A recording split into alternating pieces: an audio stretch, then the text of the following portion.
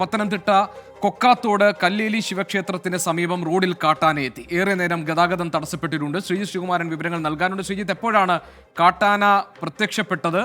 എന്താണ് അവിടെ സംഭവിച്ചത്? വിവരങ്ങൾ എന്തൊക്കെ?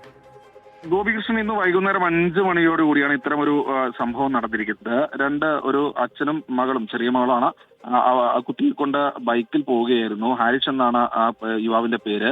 എന്തായാലും ആ സമയത്താണ് ഈ കാട്ടാന റോഡിന് കുറുകെ നിൽക്കുന്ന ഒരു കാഴ്ച കണ്ടത്. എന്തായാലും നാട്ടുകാർ ഈ പറയുന്നത് പോലെ വലിയ ശബ്ദമൊക്കെ ഉണ്ടാക്കി കുറെ നേരം. പക്ഷേ കാട്ടാന മേഖലയിൽ നിന്ന് പോകാൻ തയ്യാറായില്ല. ഇത് സ്ഥിരമൊരു പ്രതിഭാസമാണ്, അല്ലെങ്കിൽ സ്ഥിരമൊരു കാഴ്ചയാണ്. ഈ മേഖലയിൽ സ്ഥിരമായി ഇത്തരത്തിൽ കാട്ടാനകൾ വരുന്നു. അവിടെ തന്നെ ഗതാഗതം തടസ്സപ്പെടുന്ന ഒരവസ്ഥയുണ്ട്. തൊട്ടടുത്ത് വനമേഖലയാണ്. ഹാരിസന്റെ പ്ലാന്റേഷൻ ആ മേഖലയിൽ തന്നെയാണ്. ഈ മേഖലയിലൊക്കെ തന്നെ കാട്ടാനകൾ ഇറങ്ങുന്നുണ്ട്. പ്രദേശത്ത് പൈനാപ്പിൾ കൃഷി വ്യാപകമാണ്. അത് കഴിക്കാൻ വേണ്ടിയാണ് കാട്ടാനകൾ വരുന്നതെന്നാണ് പറയുന്നത്. എന്തായാലും വനം വകുപ്പിന്റെ ഫോറസ്റ്റ് ചെക്ക് പോസ്റ്റ് അടക്കം തൊട്ടടുത്ത മേഖലയിൽ ഉണ്ടായിട്ടും വനം വകുപ്പ് അധികൃതർ കാര്യമായി ഇടപെടുന്നില്ല എന്നാണ് നാട്ടുകാരുടെ പരാതി. ഭീതിയോടുകൂടിയാണ് കൊക്കാത്തോട് വഴി, ആ കല്ലേലി വഴി ആളുകൾ പോകുന്നത്. ആ പ്രദേശത്ത് ഭീതിയോടുകൂടിയാണ് ആളുകൾ സഞ്ചരിക്കുന്നത്. വനം വകുപ്പ് ഇടപെടുന്നില്ല എന്നൊരു പരാതി നാട്ടുകാർക്കുണ്ട്. ആ പ്രശ്നത്തിൽ ആളുകൾ ജീവിക്കാനുള്ള അവകാശമാണ്. വനം വകുപ്പ് ആ കാര്യത്തിൽ ഒരു ഇടപെടൽ നടത്തുമെന്ന് നമുക്ക് കരുതാം.